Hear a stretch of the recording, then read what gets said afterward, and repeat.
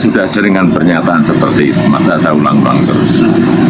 Kalau ada bukti hukum, ada fakta hukum, ya silakan.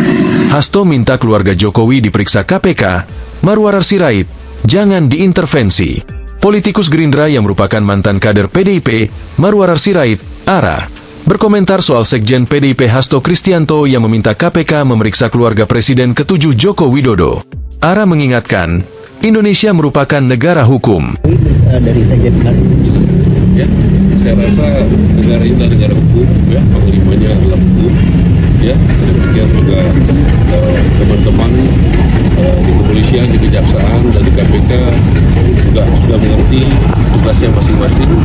Kami di pemerintah, ada di DPR, di Senayan, ada lembaga hukum. Ujar ARA di Istana, Jakarta, Jumat,